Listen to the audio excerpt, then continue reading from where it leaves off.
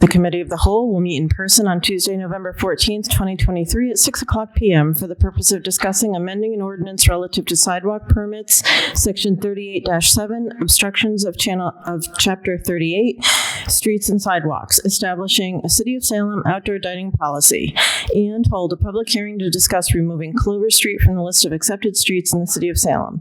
This meeting will be held in City Council Chambers, 93 Washington Street, Salem, Massachusetts, second floor.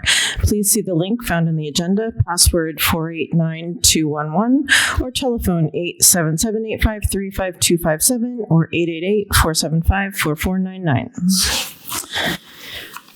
The City Council Committee on Ordinances, Licenses, and Legal Affairs, co-posted with the Committee of the Whole, met in Chambers and City Council Chambers on November 14th, 2023 at 6:07 p.m. for the purpose of discussing the matters listed below. Notice of this meeting was posted on October 30th, 2023 at 1:51 p.m. Absent from the committee are Councilors Dominguez and Farella. We do have a quorum, though, with Councilor Cohen, Councilor Prosnowski, and myself. This is co-posted, so with us from the rest of the council are Councilor McCarthy, Councilor Watson-Felt, Councilor Merkel, and Councilor Stott. Okay. So first tonight we're going to take number 438, a public hearing to remove Clover Street from the list of accepted streets. You should all have in front of you a packet that includes the request made by Mr. Gagnon, and that is to remove this street, which was inappropriately accepted as a city street several decades ago. So why don't we start with Mr. Gagnon? Do you want to come up and just give us a little bit of background? And I will ask you to speak right into the microphone so that people at home can hear you. Hello, my name is Joe Gagnon, and I'm an abutter of Clover Street. I own 106 Broadway. I purchased several months ago and just had approval through the Board of Appeals to construct 3 units there. And as an abutter, I just wanted to be able to landscape not only my property, but the property around the Clover Street private way, or public, as it is right now, public road. And just to make it look nicer and more fitting into the neighborhood rather than a place where people dump trash and so forth on that little fake street. Okay. All right. Councilor Cohen? Thank you, Chair Marcello. So I've met with Mr. Gagnon a few times at the property. It's strange if you drive by it. It's barely big enough for a few cars. Way back when National Grid did some work, they actually dumped a bunch of the street tar into the space, so it was not really able to be viable for anything. And I think we should go ahead and pass this as we may have other of these circumstances come up in the future. Anyone else before we go to the public and Zoom land? Councilor Prosnowski? Thank you, Chair Marcello. Mr. Gagnon, I'm sort of familiar with the area, and I've driven by it. That street actually ends now on property that belongs to Salem State College. It's their parking lot where Atwood and Morrow used to be. Correct. And my question to our city solicitor is that the city owns that property right up until the parking lot, or does that street continue into the Salem State property? So the way that we're speaking of tonight is private property. It was improperly accepted as a public street in 1996. It happened to be listed. A lot of people's streets at the time were listed on the street listing, and there was a designation that they were paper streets. This was one of them, and in 96, for whatever reason, the then engineer put forward to the city council in order to accept all of those, not all of those, but a lot of them that were simply paper streets. So over the years, we have been correcting that list, and this is one of them. The property itself belongs to the city of Salem, No, it's private. private property. Yeah. And the owner of that property? It's the new owner here. The paper streets are usually old subdivisions where the lots are not developed or sold off individually. And this is one of those areas where it was laid out on a plan. There's a small street shown as a way. It was never developed, never paved. I don't think it was ever paved. It actually is Is it? Okay, 2/3 paved 2/3 paved. many years ago. Yeah, but it's never been a street. So it's not city property. Okay, thank you for clarifying that. Thank you. Councillor Cohen? I move that we. Wait, can we go to the public first? Okay. Yeah, I do want to make one comment. I just got a text that there's no audio for the public. My bad. Okay. We should probably do that again. I'll be happy to go through it. Hopefully I can remember what I said. I can summarize. So this is a street, not really a street, but it is a hidden street that was mistakenly accepted as a public way back in 1996 in error by the city council. Okay. For those of you in the public that do not have audio, my apologies. Okay. My apologies on that. We are starting over though, and so we just heard from Ms. Renard, who explained that we're starting with the public hearing on the removal of Clover Street from the list of accepted streets. And Ms. Renard just explained that this is one of the streets that was, improperly accepted by the city back in 1996. It is a paper street. It is private property. It's not owned by the city. And I will actually ask Mr. Gagnon again to explain his request. Hello, my name is Joseph Gagnon, and I'm about to Clover Street. To the left, I am 106 Broadway, and I was just approved through the Board of Appeals to make 3 units there. And I spent some significant money and dumpsters to clean out Clover Street, which was basically a junkyard. People have been dumping there forever. And so basically I'm just looking to make this back to the private property so I can landscape that area and make it look nice, as I expected it will be. Thank you. Any other questions? Councilor Presbyterian, do you want to repeat your question for the public? I just wanted the public to know that this was, and I think the city solicitor, Beth Renard, stated this was never Salem property to begin with. It was private property that was mistakenly made into a paper street. So we're basically just rectifying that. Thank you. Councilor Collins, do you want to add anything? Thank you, Chair Marcillo. I just want to say that I've been out to the property. Everything that has been said,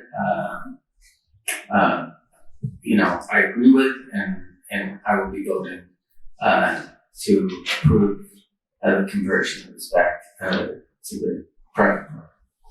Thank you. And I will say, just for the clarity in the public and Zoom land, this is an ordinances, licenses, and legal affairs meeting, and with us from the committee, just for clarity, is Councilor Cohen, Councilor Presbyterian, and myself. Councilors Dominguez and Varela are absent, and it is co-posted for the rest of the agenda. And so just to make sure that people know that Councilor McCarthy, Councilor Watson-Belt, Councilor Merkel, and Councilor Stott are joining us.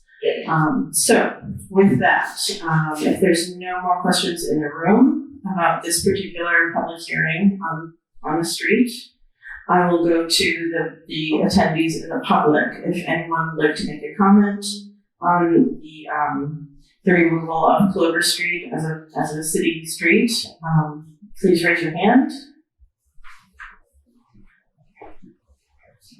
Okay. Seeing none, I will take a motion. Councilor Cohen. Thank you, Chair Marcillo. I move that we accept this order. Councilor Cohen moves to refer this back to the committee with a recommendation to remove the street from the list of city streets. Yeah, Okay. Second by Councilor Krasniewski. All those in favor? Three in favor, 0 opposed. The matter carries. Thank you for being here. Thank you for your time. Make it pretty, Joe. Make it pretty. Okay. I will take a motion to close the public hearing. Councillor Cohen. I might get this right. I move that we close the public hearing. Councillor Presniewski. Second. Councillor Presniewski seconds. All those in favor? All those opposed? The matter carries. Okay. Now moving on to outdoor dining. Before us we have an ordinance and a policy. And I will also say that with us tonight we have Mayor Pangala, we have Kate Newhall-Smith from the Planning Department, and we have Ms. Renard from Legal. So I will start by saying a few things about this. This was submitted in April. There have been a few modifications to it, a few amendments that are being proposed tonight that include what we're going to be charging. So with that, I think as far as COVID goes, this is probably one of the best things that came out of COVID, the ability to have outdoor dining. I think people in general enjoy outdoor dining. And so finding a way to make this work for the city and for the restaurant owners is the goal tonight. We did, as a city, step up support for our restaurants when they were really struggling. And now, even as a couple years have gone by, we're still trying to return back to normal. Outdoor dining is definitely helping the restaurants. So the thing though is that it is costly for municipalities to be able to host outdoor dining as far as making the spaces safe. It is a loss of parking revenue if they're using parking spaces. And then there's the permitting and all of that.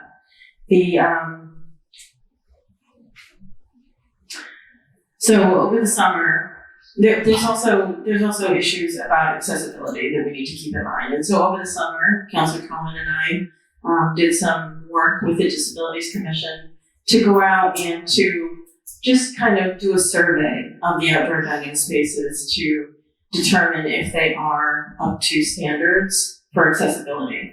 For the most part, they were, and it was not an enforcement campaign. It was merely an educational campaign with a conversation with the restaurant owners or managers to help them understand how they could make little modifications to make their spaces more accessible. And so that work kind of went into some of the amendments before us tonight. We want to make sure that all the public spaces are accessible by everyone, including pathways to bathrooms inside restaurants. So that's really important, and you'll see that later on in the policy work. So I think this is the main thing. So what we have before us is an ordinance change, which is very small. It just talks about how we're using public roads and sidewalks, what is allowed to be there and what isn't allowed to be there. And then we have a full policy. And the policy is something that the city council will approve.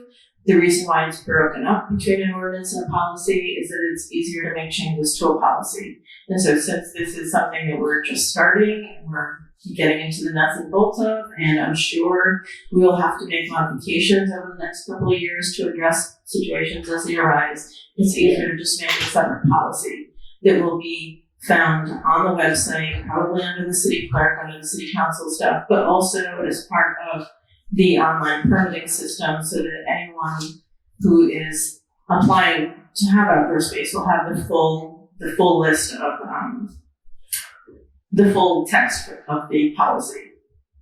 Did I pretty much cover that? Okay. All right, so why don't we start with the ordinance, and I'll go through the minor changes made to the ordinance since it was submitted in April.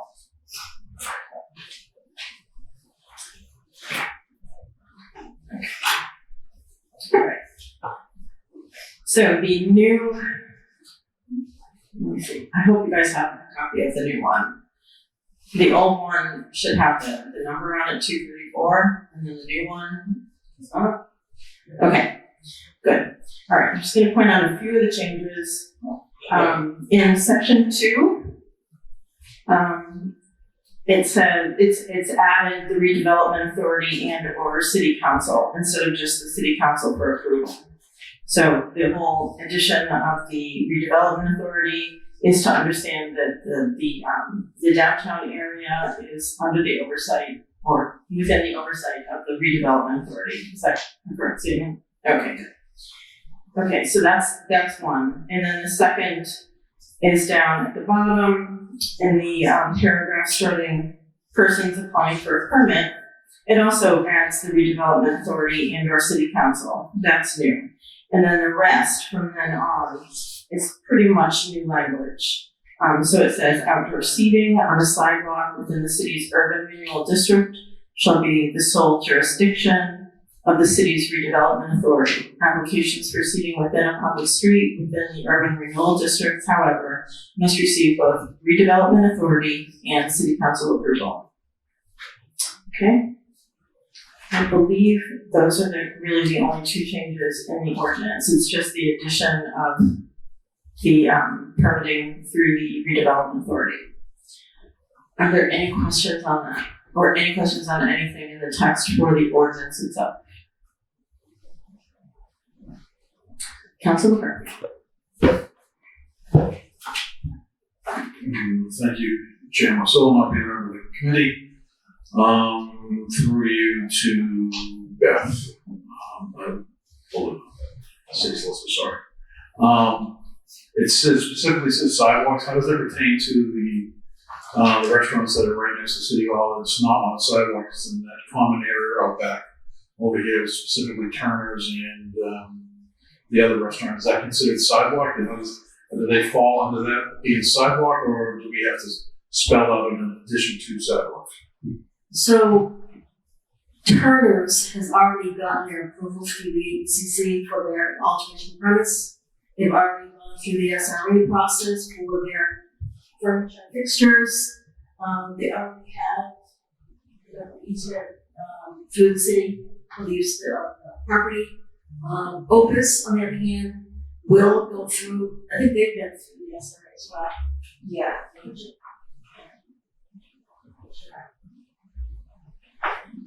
Yes, so Opus O'Dyer Wolf does have permission to be out back.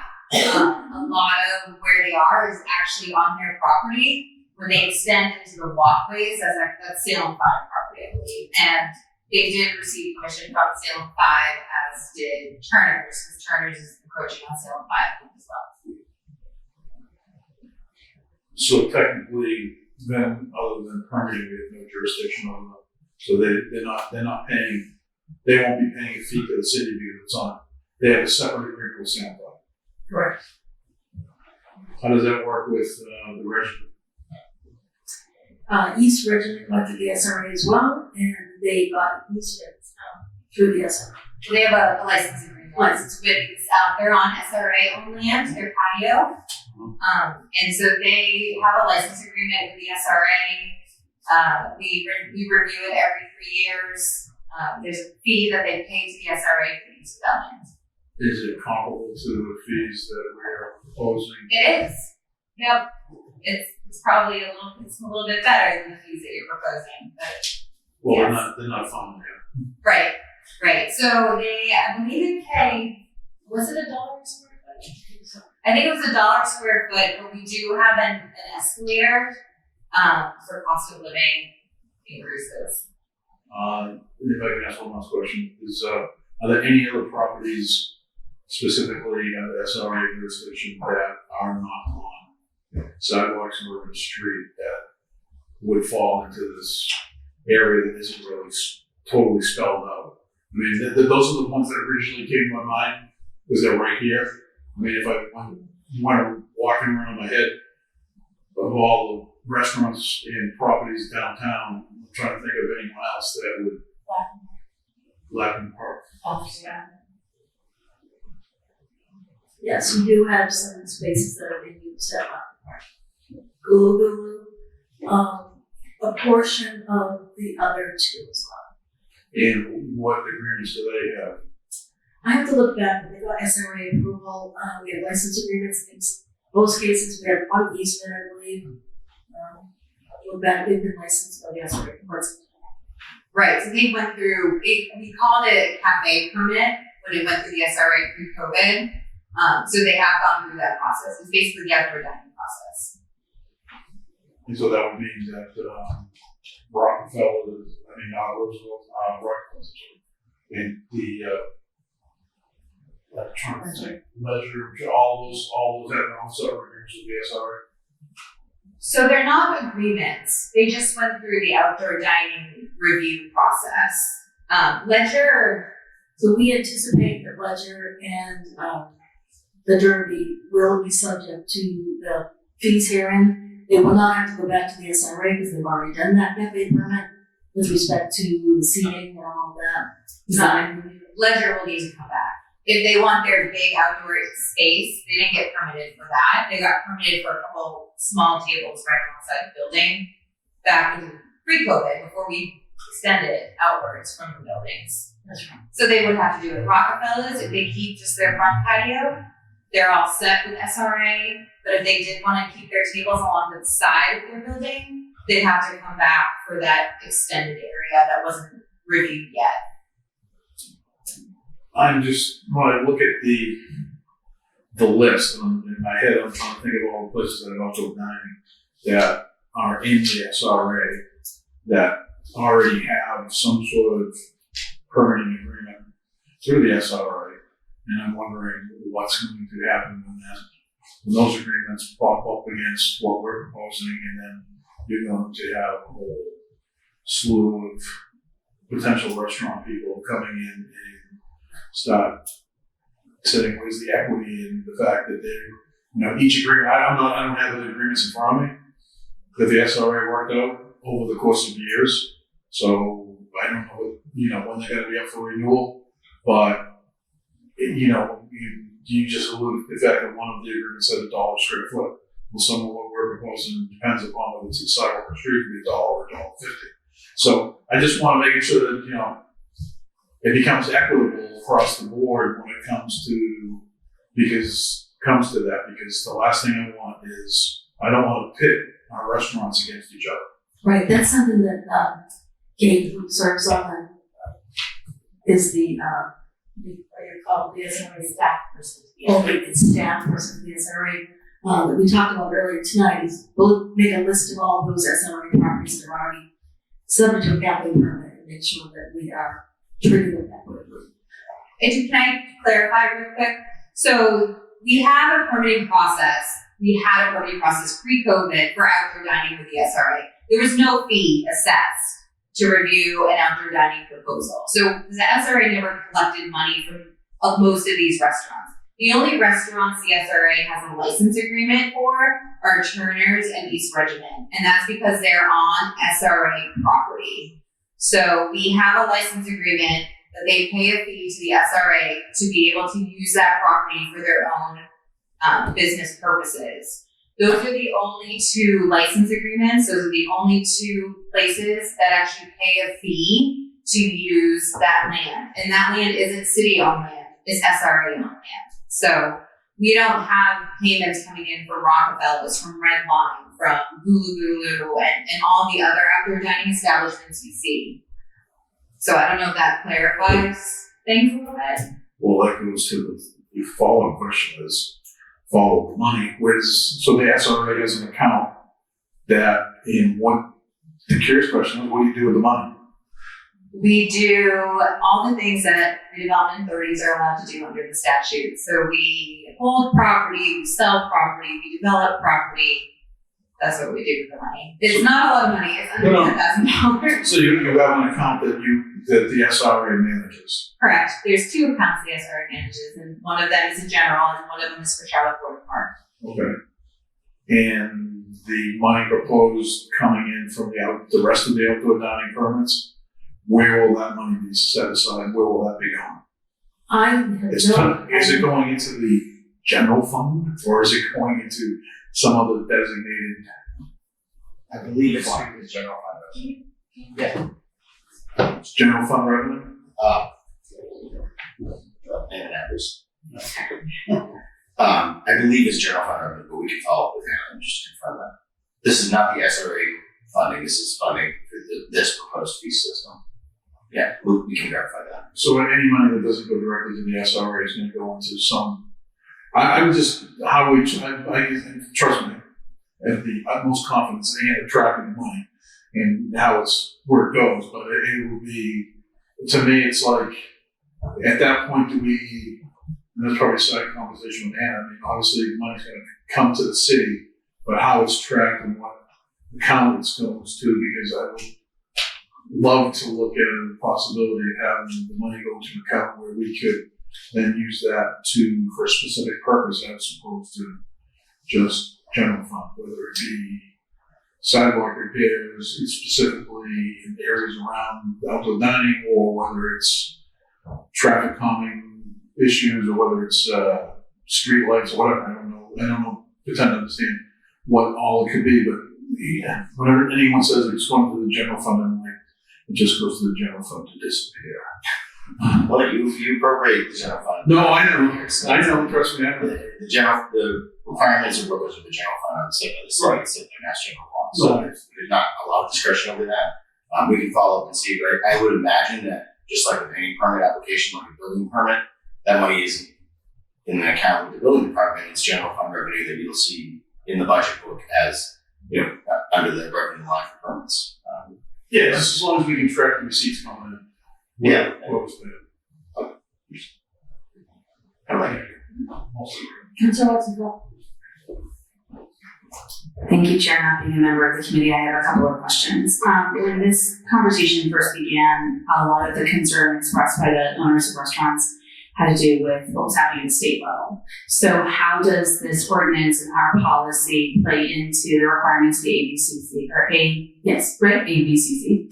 And do we have any insight into what and when will be required looking at 2024 if the governor does not decide to extend the COVID coverage again? So we are planning on all of our applicants going to the ABCC for an alteration of premise, because the plan is that these special allowance that has been allowed here with respect to outdoor dining is going to end in the spring.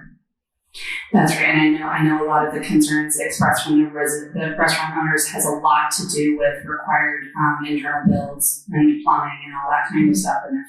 And I think that I'm very in favor of a policy here in Salem. I'm glad to see that we're taking this up and we're going to talk about it.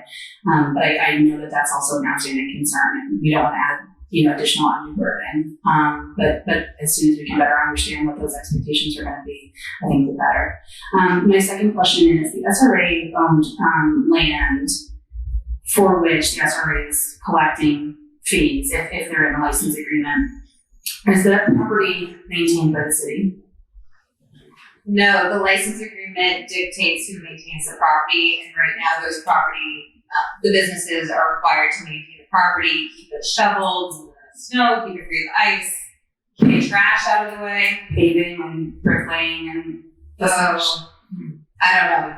I'd have to look into that like infrastructure type work. Yeah, I'd be curious because I know a lot of the reason why we're having a fee-based conversation is because of the additional use of this public space, and if it's partly going to be, to help the city then maintain these properties that are being used for the purpose, then we want to make sure that SRA is either doing it as well or that we're somehow being compensated by the SRA to do that level of maintenance, if that's the deal, right? Sort of we're on this hamster wheel of and integrated webs, but I want to make sure it's just really, really clear.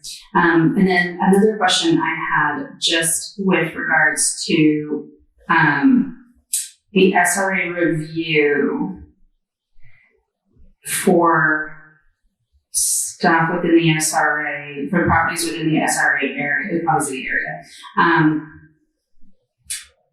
I think I'm confused as to our responsibility or culpability in that conversation when it's SRA owned property. And so how does this change that level of oversight? Or maybe it doesn't, and I'm just confused. So with respect, the way that this is drafted is that the council will have say on those uses in the street, in the parking spaces. in any area that's not their renewal area. So down along, further down on Derby Street. But the SRA, as they always have, when, pre-COVID, when they did the cafe permits, will continue to do that. We'll continue to review, we'll still go to design review board, for the types of chairs and umbrellas and such. But the fees will come unless there are certain areas that are urban renewal areas, but that doesn't mean the SRA owns the property. Right.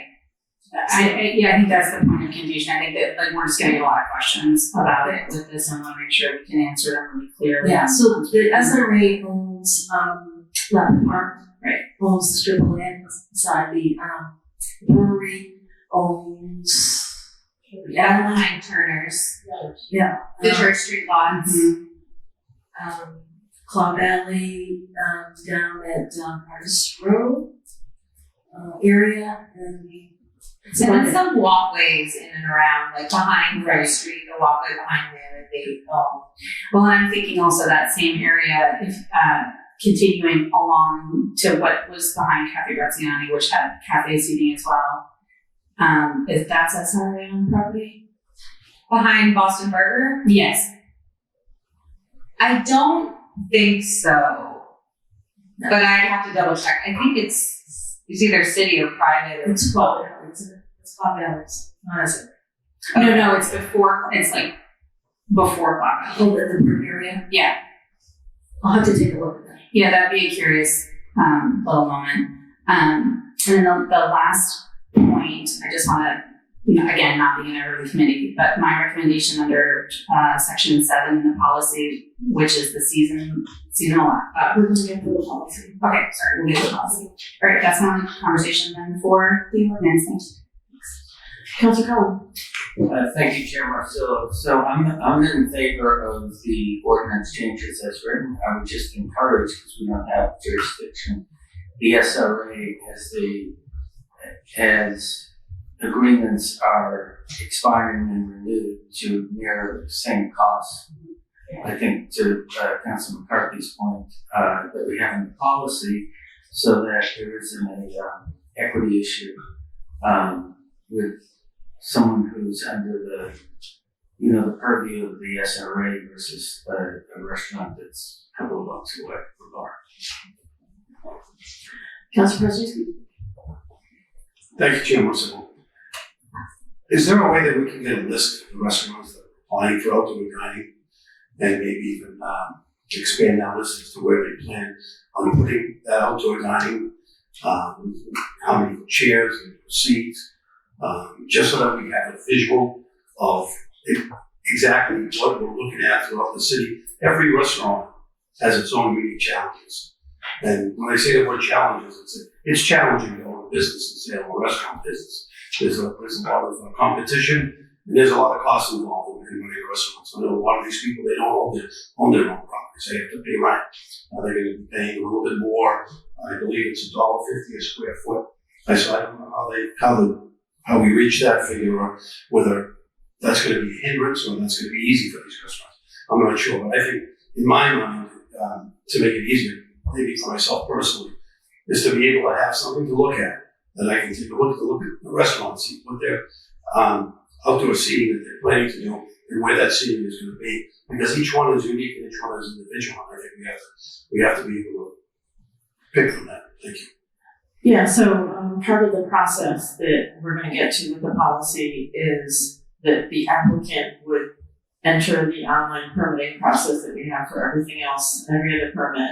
And part of it is a diagram and how they're laying out their property, the space, the exact dimensions, the height of their tables, the whole thing.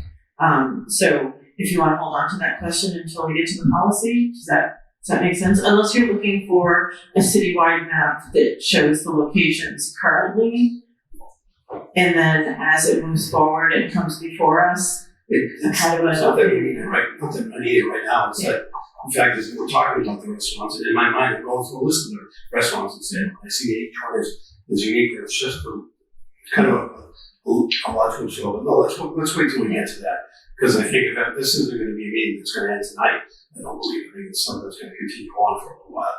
And at least be able to get all that information. Right, so that's why the permitting process exists, is because they are all different, and so that's why the licensing board and the SRA, they all have to get involved and give their feedback based on each location. So it's not a blanket authorization for a whole list, it's specific. And going back to what Councilor Wassenfeld was saying is, I heard that the ABCC, the requirement now that the COVID part is in, they're going to be stepping in, and they're going to be also requiring a fee if it's allowed an expansion of the license. They're gonna take their cut of it too. It's a nominal application fee. It might be $200. It's not significant one-time fee. Councilor Collins? Yeah, just quickly, Chair Martillo, I want to respond to some Council President said. So I do believe that the way restaurants and bars apply to the licensing board for 2023, that many of their applications will change based on the policies and the costs that we have in the policy. So I believe that some of them I know would probably request less space, for example, if they couldn't afford it. So I think that is going to change, to Councilor Marcillo's point, as they have to get through the process. Councilor Scott? Thank you, Chair, not being a member of the committee. I had a lot of questions that were answered by the conversations this evening, but I'm just hoping, can you super dumb down for me the relationship between what City Council will approve and what SRA approves? Because when I look at the SRA now, it's the entirety of the downtown. No? You said yes, you said no. So the SRA doesn't have any jurisdiction over this parking spaces. Correct. So the council will handle those in Yeah. whatever district they're in. And then there are a few outliers that aren't in the urban renewal area, like trails down on Derby Street. The SRA will approve most of the areas if they're not in parking spaces. So I'm thinking of like all the sidewalks downtown. So that's SRA. SRA will review it. They Yes. review it, but it will still be part of the council review as well? Or, If it's a sidewalk, I do not believe council gets involved with that. okay, so any sidewalks downtown, council will not get involved with. Will they The licensing board, the ABCC, and SRA, And disabilities. and DRB. And DRB. This ordinance stipulates unless it's being permanently closed, at which point the city council gets involved. Unless the sidewalk is being permanently closed. A permit to regularly or permanently close an existing sidewalk may only be issued by the city council. So, for example, But unless it isn't that, sir. if Adriatic wanted to permanently close that sidewalk, As opposed to the seasonal temporary close. Okay, so the like year round, where this is just a seasonal policy. well, they shouldn't have it closed year round or even seasonally. You can still have it there. Gotcha. But any of the like other areas that we've been talking about, not necessarily SRA loan land, but like I'm thinking, down the pedestrian mall, like Village Tavern, the little, just the sidewalk use are not closed. None of that. That's all just purely SRA approval. Yes. Okay. So I'm curious of the list of those that have already been approved and the process for that, and what the monitoring process for that is, like the follow-up and accountability. There are some that there's definitely been creep of, and what monitoring do we have to, with the different permitting processes. That, like, I understand the SRA's role, but if there are different kind of eyes on it. Yeah, you get what I'm saying.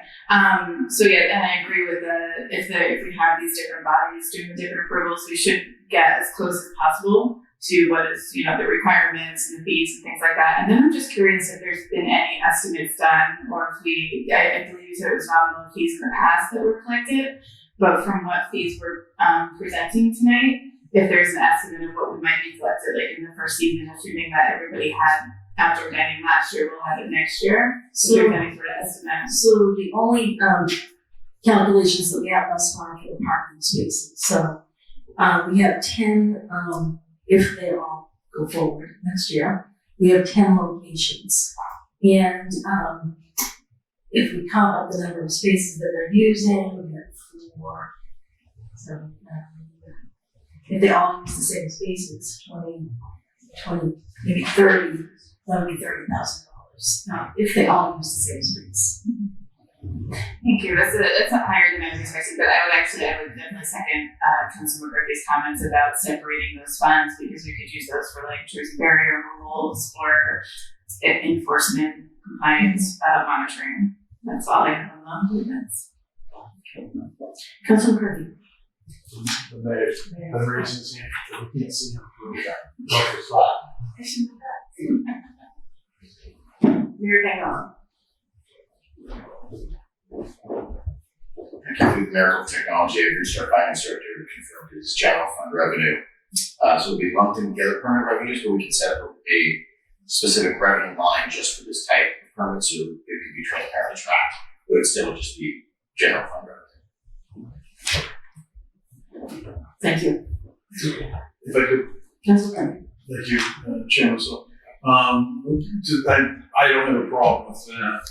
After clarifying jurisdiction with regards to specifically the ordinance, I don't think the ordinance is fine. My only question is, for clarity and comparison, the cafe permits, as you refer to them in the SRA, what is the duration of them? When do they start? When do they end? So they start when they're issued, and there's no expiration. So this SRA has never required in the past that a restaurant come back to renew that. No, I mean, are they from like May 15th to September 15th? Are they? Oh, I see. Seasonality. Are they seasonal, or if they want to put a space heater out there, can they be all year round? Or if there's a warm day in January, can they throw a couple chairs out there?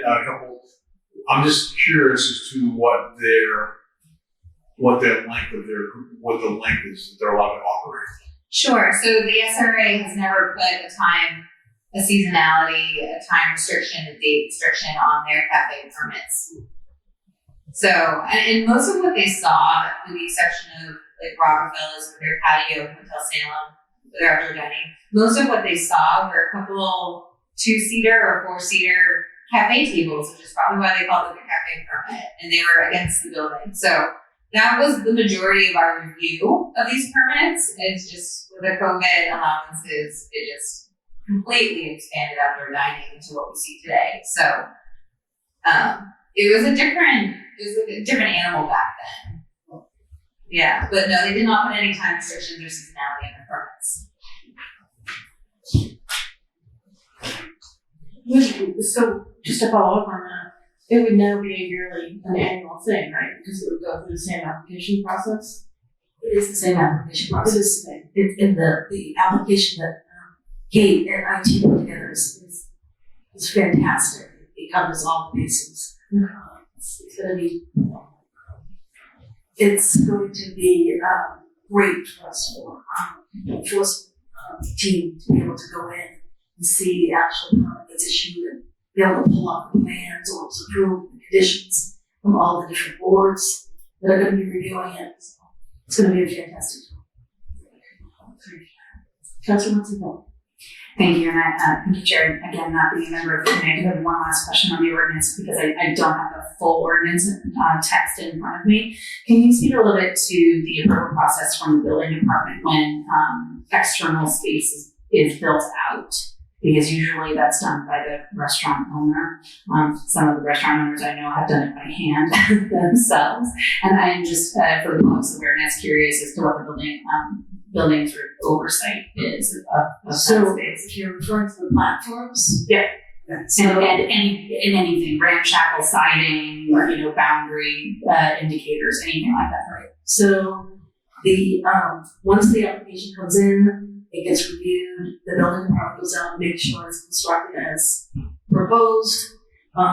They had to make some modifications last year. A couple of them they had to bring the contractor back in because they weren't flush with the sidewalk.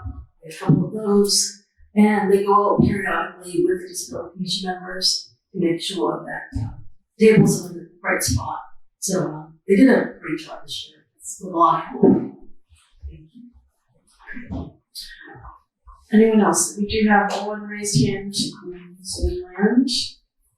Steve Kapantis, you can unmute. Good evening, Steve Kapantis, West Area Street, Salem. I just want to say thank you to everybody, right? This is a huge change from even pre-COVID when we started with park lots with outdoor dining. There's been continuous improvement every year over year. I want to say thank you to everybody that worked on this ordinance. I also want to say thank you to the council members, the commission members, people from the building department that went out on their own time to talk to restaurants this year and kind of provide some education on where things could be improved. So I really look forward to this being official now and going through a process, and hopefully this will alleviate 90% of the accessibility issues. Thank you. Thank you. Thank you.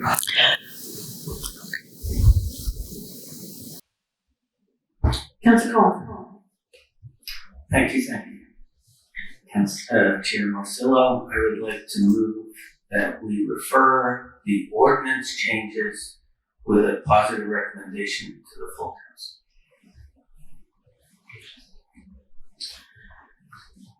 Councilor Cohen moves to refer the ordinance as amended with those few changes back to the full council with a positive recommendation for approval, seconded by Councilor Kwasniewski. All those in favor? All those opposed? The matter carries 3-0. Okay, now we can move over to the actual policy. Let's see.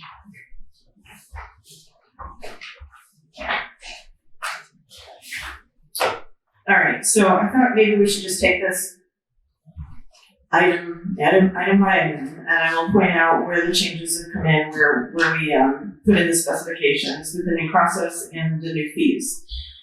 Okay, so the City of Salem outdoor dining policy. Number 1 is applicability. The City of Salem outdoor dining policy applies to restaurant businesses that are seeking to extend their licensed premises to an outdoor public area, including sidewalks, streets, and public parking spaces, but shall not include a sidewalk in the city's urban renewal districts, for which a permit from the Salem Redevelopment Authority shall be required. Any questions? Seeing none. One quick question for me. Thank you. Madam Chair, through to the city solicitor. This is applying, one of my pet peeves on outdoor dining, I think it's great, I enjoy it immensely, but is when you've got an outdoor dining area that extends beyond the boundaries of the building that the restaurant's housed in. So is that somewhere else? It is. Okay, perfect, thank you. I have no problem with section 1. Section 5. I just making sure. Section 1. Okay. Section 2, city's right to revoke. Obtaining approval from the city and all relevant permitting departments of the city to operate an outdoor dining area does not create a contractual or property right or interest. Any business receiving such approval shall be deemed a licensee of the city and must ensure that they are operating in a safe and responsible manner, and must understand that any violations of state, federal, municipal laws, rules, and regulations, this policy, or of any agreement with the city may result in the immediate revocation of the license or other approval issued to operate the outdoor dining area. The city may require a licensee to remove their patio at the expense of the licensee upon demand. Any questions? Councilor Watson? No. And what's the enforcement model for that? So as we would now, if it's a liquor license establishment, we would call them in for a hearing. If it's not a liquor license establishment, let's say it's just a common bit without liquor, we could also bring them in for a hearing. It's unusual to have that, but the licensing board does issue those common bit licenses. So in the instance where a hearing is called for, what is the delay between them still being allowed to run their business on a daily basis and the date of their hearing? If it is a life safety issue, then the board would tell them to immediately stop whatever action it is. Otherwise, there's a 10-day notice requirement. And if they're told to immediately stop and they don't, what happens then? So it could be, there would be a revocation, further action to, and cause to revoke their permit. I think you know where I'm going. At what point do we litigate? So, do you mean if a licensee refuses to take up their? I mean, if a licensee continues to run their business on a daily basis and they had taken absolutely no action in response to the city's revocation. So the city could, if it was in a, so let's say it was in a parking space, the city could remove the equipment, store it at a location for them to retrieve. You know, we could have enforce police action to make that happen. Great. Thanks. Okay, anyone else? Moving on to part 3. This is where we have made some changes as far as the permits and licensing. So part 3 is requirements for all outdoor dining areas. A, permits and licenses. Food and or alcoholic beverages may not be served outside of licensed premises, even on a temporary basis, without an approved outdoor dining area license and the written approval of the Salem Licensing Board expanding the licensed premises. All outdoor dining areas shall maintain all necessary permits to remain active. Most licenses and permits must be renewed annually. The local permits and licenses necessary may include 1, outdoor dining area license, 2, this is the new one, building commissioner approval, 3, licensing board approval, 4, Salem Redevelopment Authority approval, including design review board, 5, Salem Board of Health approval, 6, this is new, Disability Commission review and recommendation to licensing board, and 7, additional licenses, permits, or permissions may be required in special cases. Any questions on that? The new inclusion of the building commissioner and the disabilities commission. Councilor McCarthy. Thank you, Chairman. So, through you to the state solicitor. Would the disability commissioner review and recommendations go to the licensing board, or would it go to the building commissioner? Because the building commissioner is the enforcement agency for ADA compliance, so. Right, but the building commissioner doesn't issue a license, so what happens now is the building commissioner will sign off on the routing slip that goes back to the licensing board. Okay. Because then the permit issuing authority in this situation. But if there was a disability commission review, or there was an ADA compliance issue with an outdoor site, would that go to the licensing board to fix that, or would it go to the building commissioner? Building commissioner. Okay. That was my confusion, because the building commissioner is the enforcement authority for ADA compliance, not the licensing board. Right, the building commissioner has an issue with permit, so. Gotcha. Thank you. Anyone else? Seeing none. B, codes. All applicants in outdoor dining areas must comply with all state and municipal codes and Americans with Disabilities Act requirements. C, there's a few changes in here. Just one, actually. Oh, go ahead. Yeah, sure. Thank you, Marcella. A couple of things. Really wanted to say how grateful I was to work with the chair and the other commissioners. We went to every single establishment that was either licensed or was going to be licensed, because there were new ones like Couch Dog. And I think we saw a lot of stuff that I learned more than I expected. We had a commissioner who educated us about asking establishments, for example, if there was someone who was blind who wanted to see the menu, because not all blind people read Braille, would the people in the restaurant or the bar read the menu to them, for example. We saw issues with almost every establishment, but most of them it was unintentional, innocent mistakes. We also unfortunately saw some really dramatic things that I think are going to be addressed in the policy. But just to Councilor McCarthy's point or question, several times the then acting building inspector, we were able to reach out to her, and she almost immediately went out to the place and corrected it. And since then, I've actually been in a couple of places and seen her and her staff go out to a restaurant or bar and tell them that, oh, you need an accessible table or whatever. So I think this has been an ongoing process since we did our project together.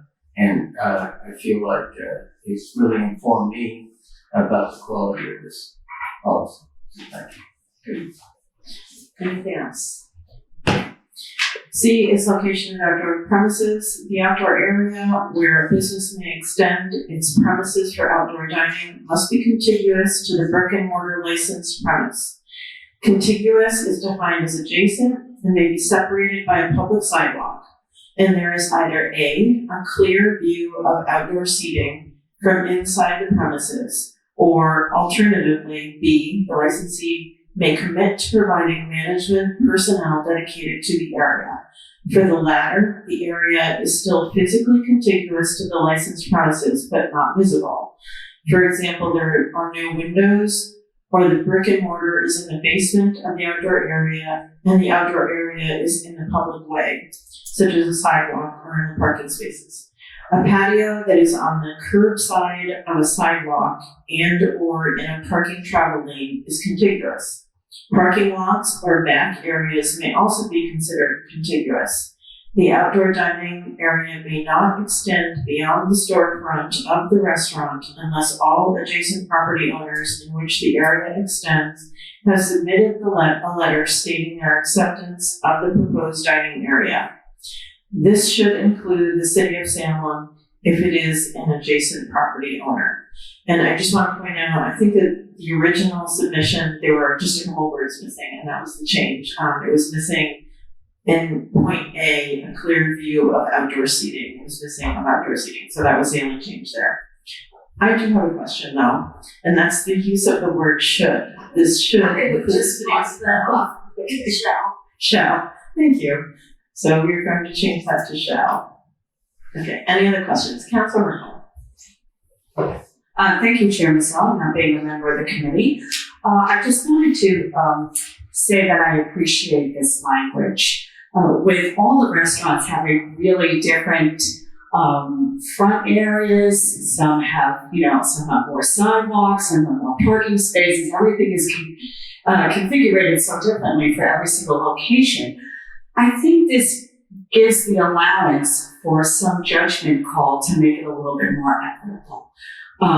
As I look at this, I think that was, probably the goal of this, and I think it achieves that. I think we do want to have, we've seen all of it come a long way. Everybody needed the outdoor dining immediately during COVID, but then it was problematic for ADA compliance and other issues, and I think this tightens a lot of that up.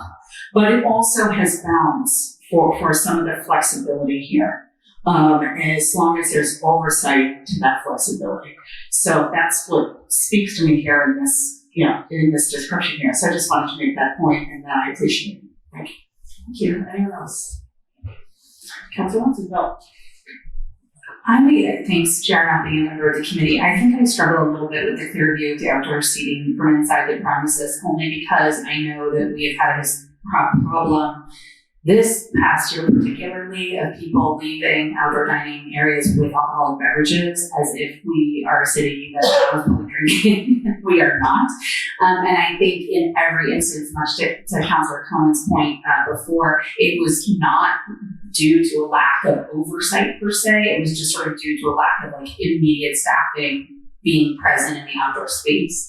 And so I would be curious, and I'm really hung up on it. It's I know I'm not even sure necessarily what I'm recommending, except that I think that may require some additional thought or some additional conversation around having some person outside, whether it be a host or some sort of physical presence that is a responsible party of the restaurant, because we did see an increase in that. And I saw it personally multiple times and had to report it to the restaurant owners. And it was simply because wait staff were just serving all the tables.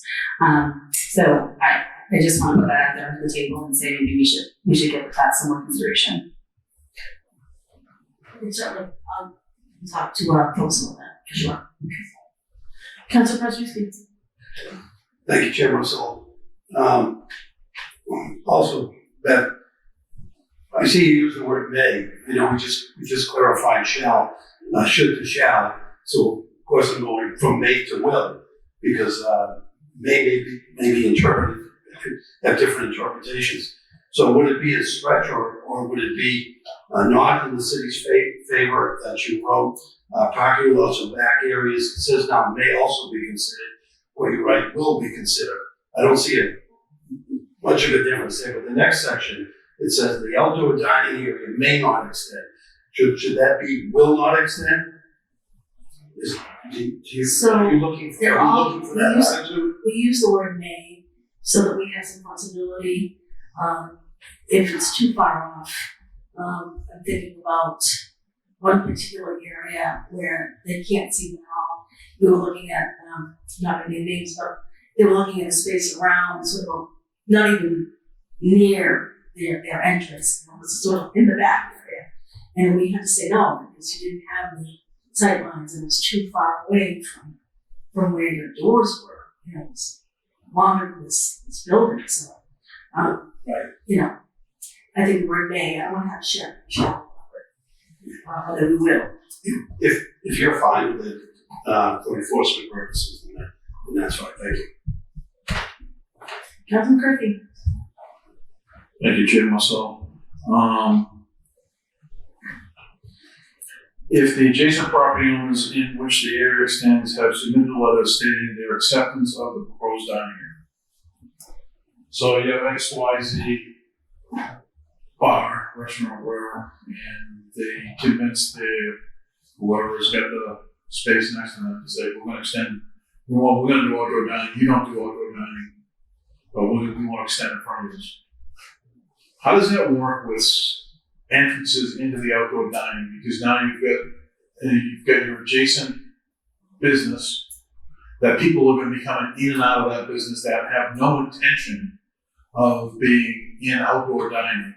And now all of a sudden you've got wait staff that, you know, maybe they're going to serve their patrons. And now they're going to be cutting in front of another business where people are going to be walking out of that business, creating potentially a bottleneck on the sidewalk where before it was, where it's clear and contiguous. Someone's walking out their front door and they're walking straight across into their outdoor dining area and they're serving the dining area. So when the dining area extends beyond their footprint, does the outdoor dining area, is it still separated in such a way that it's not accessible from another location?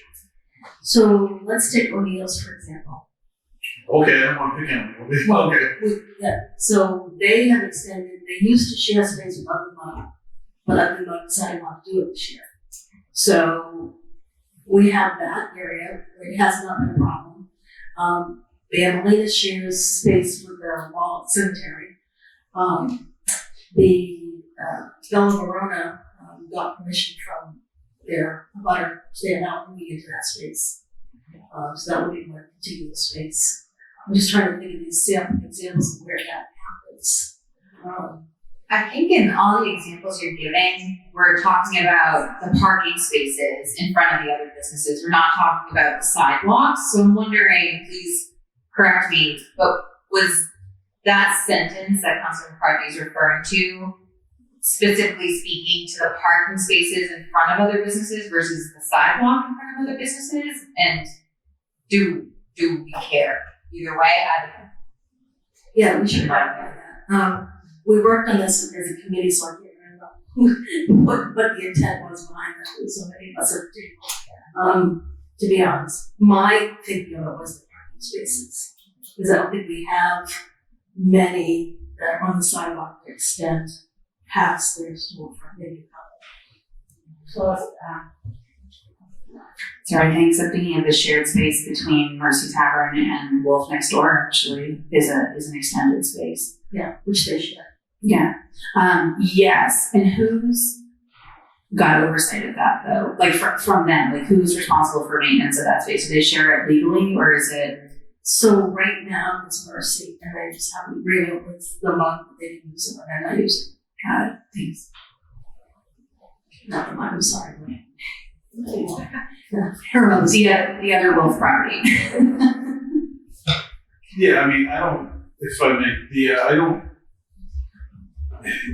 understand that there's a park. I mean, obviously, there's a parking space that's going to be in front of another business. So potentially, you're having as long as they're signing off on it, I get it. But for me, it's like, now, is that outdoor dining area situated in such a way that there's barriers and natural boundaries between the space and the other business? Because theoretically, someone could come out of that other business straight into a dining area that is now nothing to do with that business that's supposed to be connected to the other business. And logistically, I mean, I'm sure it works every place, but for me, that just is potential to be problematic. Right. I'll let me work on some clarifying language for that. Because, you know what I'm trying to say is because they come on, the idea is it's connected to this one business, but the appearance is it's in front of two businesses, and if there isn't a clear boundary on the sidewalk that separates the outdoor dining that's in a parking space from the other business, even though the business is allowed to extend in front of them, then potentially you could have a flow problem where a server from the other business now is walking in front of the other business and runs into somebody walking out of the front door of that other business because they're not paying attention because they're not part of the property, so to speak. Okay. Anything else? Seeing none. Design requirements. Restaurants must ensure that outdoor seating areas remain accessible to the public in accordance with the ADA, public right-of-way accessibility guidelines, and a Massachusetts Architectural Access Board's regulations. These include requirements both for the layout of outdoor dining area, the preservation of the public realm, and the actual furniture utilized in the outdoor dining areas.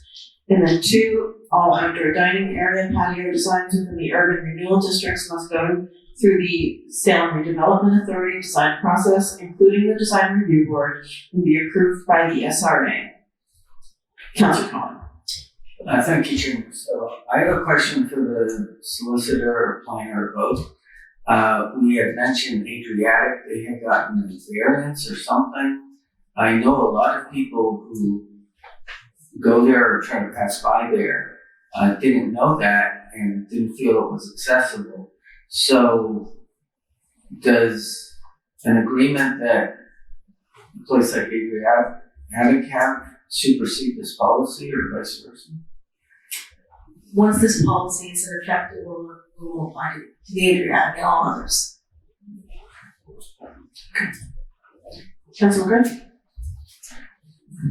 I'll put my age hat back on. I'll go back to when the Derby Tavern on the Square was permitted and it turned into a big cluster relative to the word contiguous and how it was permitted.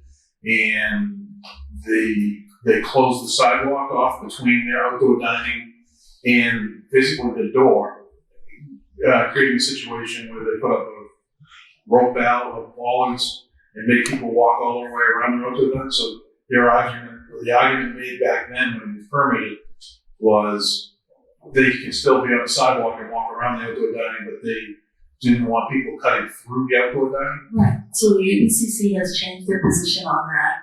Okay. We had a lot to do with that. They will allow us to issue license agreements over the sidewalk. So the ABCC's position was that wasn't licensed premises, meaning ABCC licensed premises. So the city can grant license agreements, which we will be doing here, so that sidewalk becomes contiguous as far as the ABCC is concerned.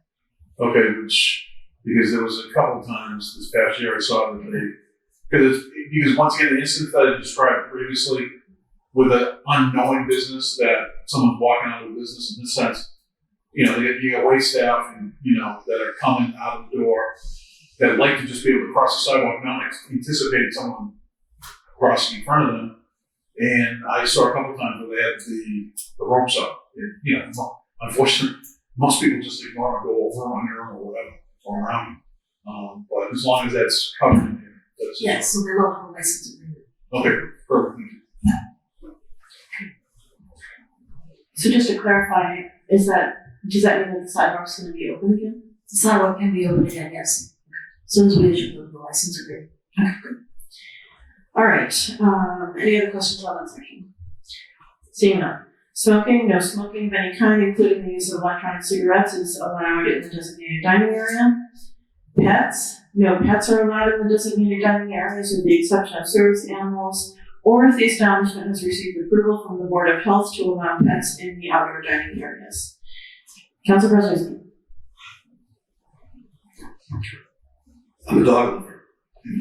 Not that I take my dog downtown and dine with them, but I see other people doing it in a lot of the establishments. What is going to be the criteria that allows the city to permit one area for pets and another one not? So the Board of Health has a separate application for allowing pets in outdoor dining. So there's a link to that on the application system that we have set up. So it's a separate permit they have to get. They can get now. They have got. And can you speak to some of the rules that make a place acceptable for pets and others that don't? I can only tell you that they are required to be outdoors. I don't know if you looked at that. No, I've never looked at the Board of Health requirements for this. We're not doing outdoors. We haven't looked at it. Apologies. They're not here, I understand. I can ask that later. Thank you. I do have a follow-up question, and you may not know the answer, but I think, well, in my opinion, there should be some sort of something that you can see that says that they have the approval to have pets in the outdoor area. Because right now, I don't think that there is, and so yeah, display. yes. If I would also agree with that. I mean, I'm a dog lover myself, but at the same sense, it's some sort of signage on the outdoor dining that states that A, they can bring a pet in, and B, that if someone else that is partaking of outdoor dining or has a choice between going inside or outside, and if they don't happen to be a dog lover, and if they don't want to be outside next to a dog, then they have the option of going in. But there's also a signage that says this outdoor dining area is pet friendly, or whatever it says. Right. That way, someone will know that there potentially could be a dog sitting next to them at the table right next to them. So. Councilor Scott? Thank you, Chair Marcellin, being a member of the committee. On the signs, I know we love signs here in the city so much. But I think that that's great to have an indicator as to whether or not your dog is welcome or not. But I was also thinking along the open containers. Yeah, and I don't know if that's part of the design section, but I think some sort of signage, and I don't know if it would fall under like licensing or ABCC realm, but something that like open container, like you can't leave the crowd, leave the border space with your alcohol drink. Just Yeah. that's that. Okay. Letter G is patrons. All patrons are required to wear shirts and shoes. No pants, apparently, but shoes. I'm not sure where that came from, to be honest. I think you stole this model of the same that was that shop. I don't know where that came from. I think we should strike that. Thank you. Okay, we're gonna strike that. The whole thing. Yeah. No shoes, no shirt, no socks. Right. H is trash recycling and compost. Businesses must use their own trash recycling and composting receptacles. Anything there? Okay. Part 4, additional requirements for outdoor dining area in the public way, public sidewalk, and public street parking space. City review, when considering a request for outdoor dining in a public area, the City Redevelopment Authority, City/Redevelopment Authority will review and determine the health and safety risk to the public, as well as pedestrian and ADA accessibility. The public way includes the sidewalk and street. And then number 1 under that, the city may revoke a grant of the use of a public way and require immediate removal of the dining setup if it is later deemed unsafe, an emergency situation arises, or if the business is not operating in accordance with all permits and licenses. Part 2, restaurants looking to extend into city-owned land or looking to occupy more than 2 parking spaces will be considered on a case-by-case basis by the city and or SRA. Questions? Council Watson. Thank you, and this may be my confusion. Why more than 2 parking spaces? I thought we had to approve any parking space use. We do have to. I think this was put in there so that the expectation would be that 2 is a limit, and if you really wanted more, it's gonna be an exception, so let me make that more clear. Yeah, thank you.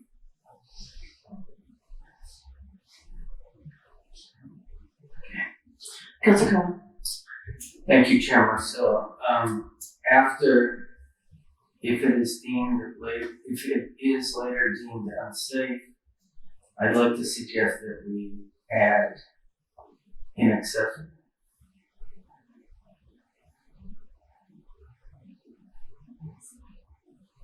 So if it is later deemed unsafe or inaccessible, or No, because it wouldn't necessarily be a violation of the MLD, just inaccessible. Because we're not defining it as safe. So I just like that word. inaccessible. Oh. Anything else? Councilman McCarthy? Just, on this one, thank you, Chairman Song, to the city solicitor, and not operating in accordance with all the permits and licenses. The permits and licenses for outdoor dining specifically say how often they have to be open, because one of the complaints I get is you get an outdoor dining area that they want outdoor dining, and they're taking up space, good for them, but they're not utilizing it. They're not opening up for lunch.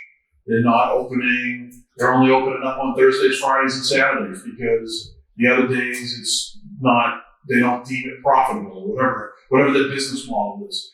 But all of a sudden now you've got an area that's city property or SRA property or whatever, but they're not utilizing it as to the permit. So does the permit specify? No. How often? Does the permit specify whether or not they, I guess this one's, not that it's SRA, I think it's one specifically to it, ones that are permitted in the street, as you see a lot of them try to define their outdoor dining area by, putting up lights, and, they have umbrellas or whatever. Is there any requirement as to how long they keep their lights on? Because you and I have had this conversation on the side, is I've got a couple spaces that I really think that the city, should be looking at adding a couple bollards to, because now all of a sudden we have some outdoor dining areas that are permanent outdoor, that aren't outdoor dining areas, obviously, this time of the year or in the winter time.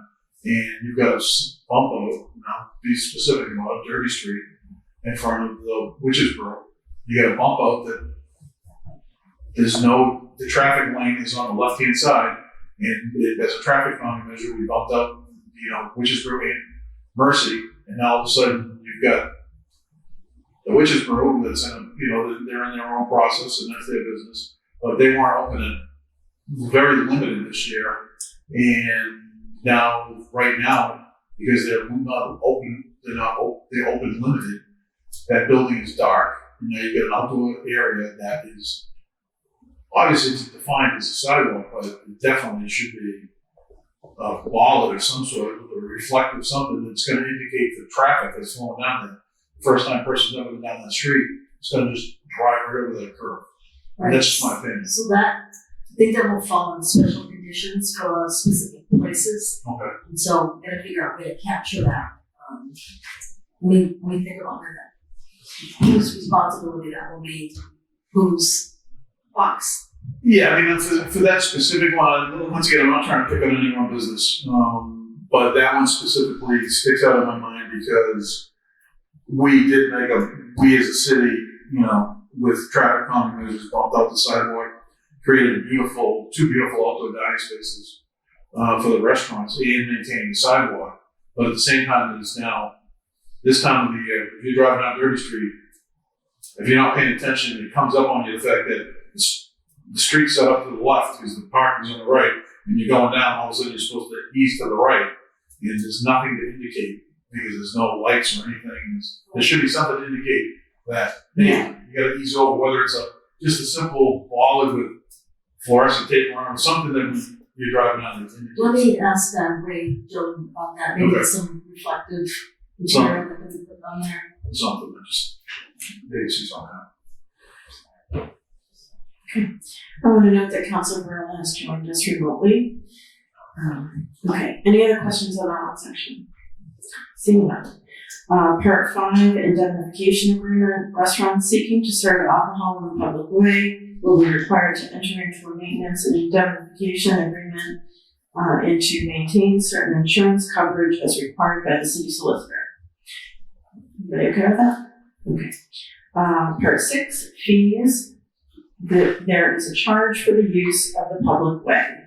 For businesses with outdoor dining areas on the sidewalk, there is an annual fee of $1.50 per square foot, in addition to the related licensing and permits fees due to the city of Salem.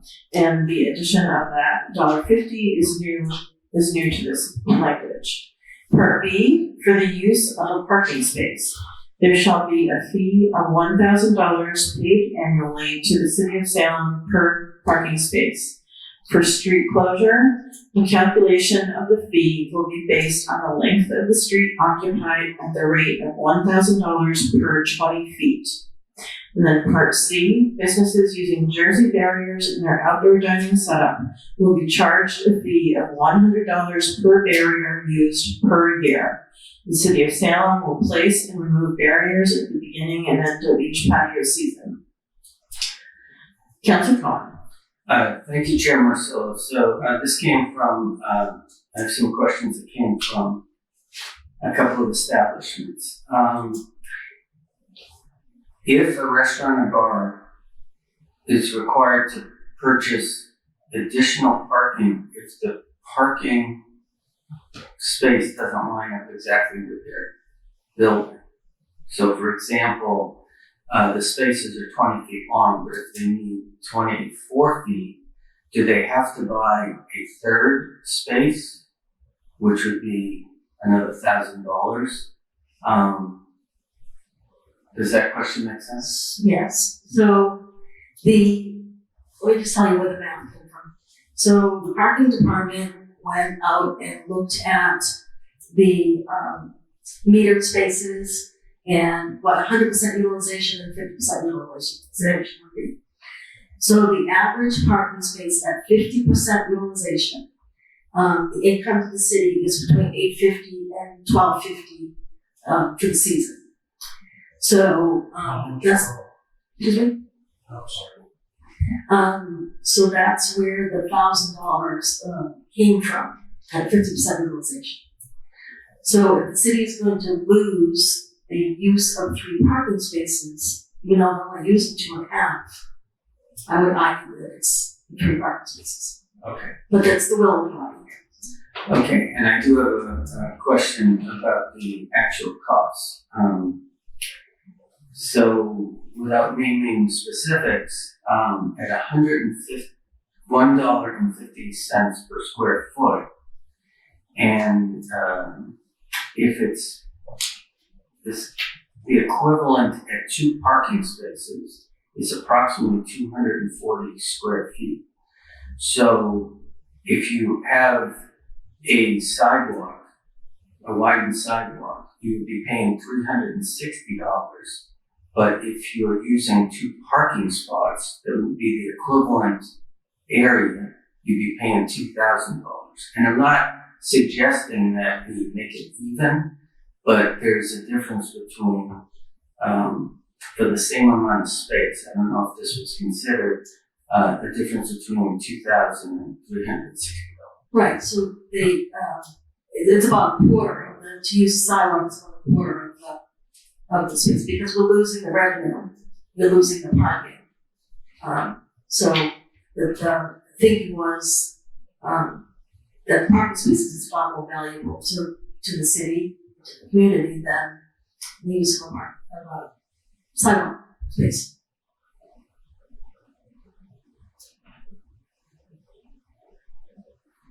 Councilor Kirkland. No, I'm sorry. Thank you, Chairman. So I'm sorry I threw it out there earlier.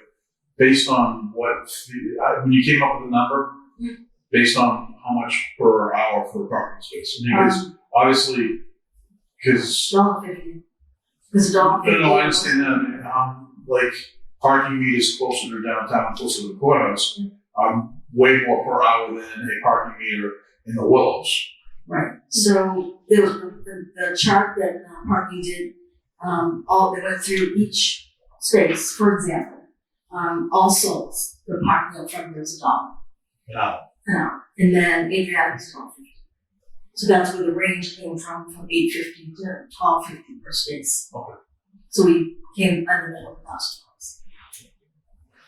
And that was, I'm sorry, those prices were at 50% utilization? Yes. Anything else? I'll share that spreadsheet with you. Councilor Snow? I'm thinking of one, maybe two establishments that they're not necessarily utilizing a parking space, but they're using the street, so they would be paying the street fee, but utilizing the street requires the unutilization of a parking space. Would they be required to pay both? Well, sorry. So at the end of Essex Street, I can't think of the old Main Street. It's not, is it still Main Street? They have outdoor dining right in front, and you can no longer use the parking spots on the other side because the traffic is now diverted. So they would be using public street, which has a fee, and then also those spaces are no longer, they're not using them, but they're no longer utilized. Right. So the way I looked at that one is it's just switching what would have been a driving lane. So they'd be charged for parking spaces. And the street? No, just please. Yeah, they're the same. The price is the same. Councilor? Thank you. And we're all trying to be nice and not single out any restaurant by name, but when you look at parking spaces, at some point you need to define what a parking space is, because I can think of one restaurant that the parking space out from the restaurant used to be a toll bus spot. So that parking space is pretty big. So if the argument is I just said a parking space should be defined by 20 feet. 20 feet wide. Yeah, because if it's not clearly painted on the sidewalk at 20 feet, the assumption would be, okay, if it's a toll bus, that's probably at least 2, maybe 2.5 parking spaces. Right. And so that would be an indicator of how big what the fee charge would be. I'm just saying. So at some point in the document, We'll define parking space, because it's for a residential car, not for a bus or a truck or a service zone or whatever else. Okay. Anything else? Seeing none. Okay. We are on part 7. This is the season. The outdoor dining season on the public way extends from the first Friday in May through the first Monday in November. Licensees are responsible for removing and storing any outdoor dining equipment in the off-season. Applicants may request a waiver from the City Council to keep their outdoor dining area open year-round, provided they take reasonable steps to prevent obstruction of snow removal. Councilor Watsonville. Thank you, Chair. Not being a member of the committee, I do have 2 questions on this one. The first question is, are we allowing for the application of the permitting process to begin at any point during the active season? Or are we going to require there to be a last day preceding the first day of the open season by which you must apply? We have not set a deadline on that because we may have a new license holder. So we have to set So at any point, anyone can sort of just start as long as they get through the process within some time in the season, no requirements. Okay, that's great.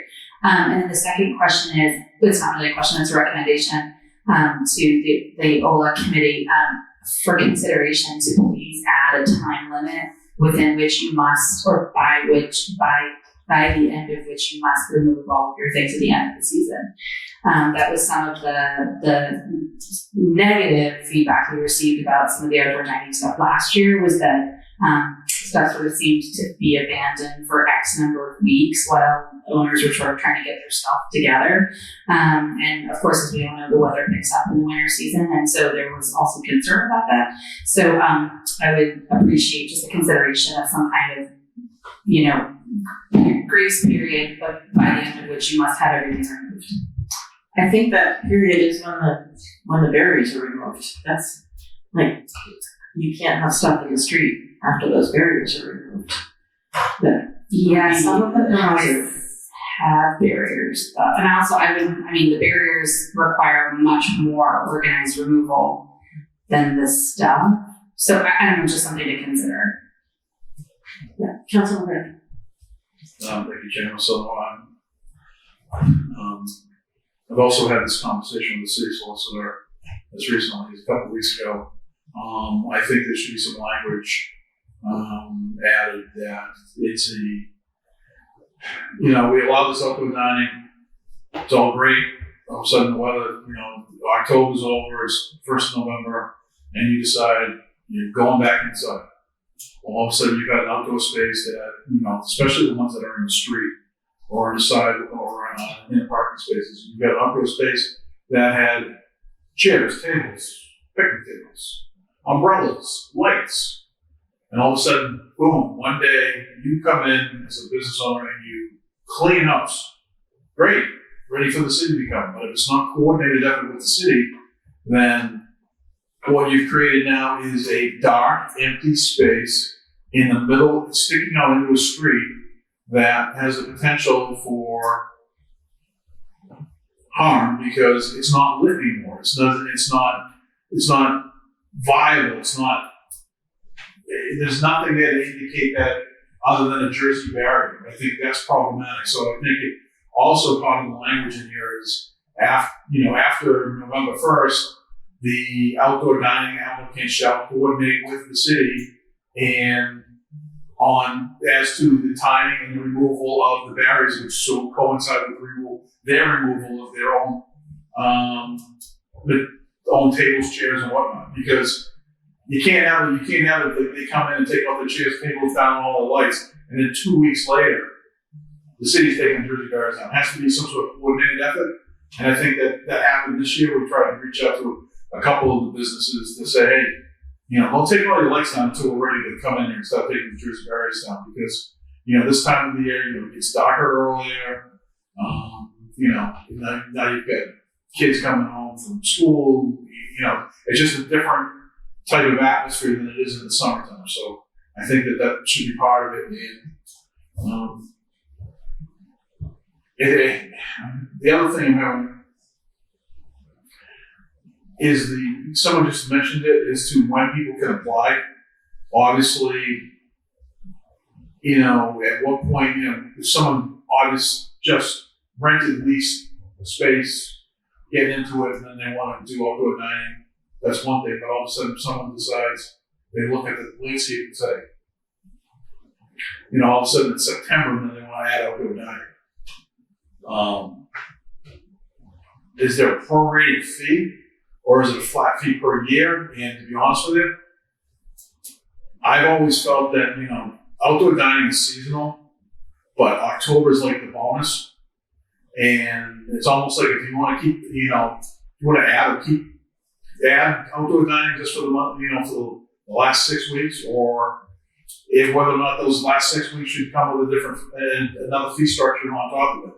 Because when you look at everything we're talking about, equity, parking, all of that, during the month of October, we all know what the pressure and the constraints are across the board with regard to all of those things. And outdoor dining is an asset, and it's an asset from April, May until September. But from September to November 1st and November 15th, that becomes a big time profit for the businesses, because when you look at, we're basing the fee on 50% occupancy. Well, I'll tell you, in the month of October, it's not 50% occupancy on that parking space. It's 100% occupancy on that parking space. So We did not contemplate prorating. I would not support that in any way, shape, or form. I'm just throwing it out there because, some people will argue, trust me, when I register my truck, it's either you pay 6 months or you pay the whole year. It's nothing like, it depends where you register. So I would think that it's a flat fee, it should be the whole year, but if you have it for 3 months or 6 months, or whatever it is. So I'm just throwing it out. Councilor Scott? Thank you, Chair, for being a member of the committee. Along those lines of the timing, I had 2 questions. Well, one kind of comment and then one question. But with the timeline, agree with it all that has been said, it should be a flat fee no matter when it starts. But I think it would be good to have a suggested apply by date for a May start, because there are a lot of things that they need to go through and get approved and meetings that need to happen. So you don't want someone coming in April 15th and being like, I want to start May 1st.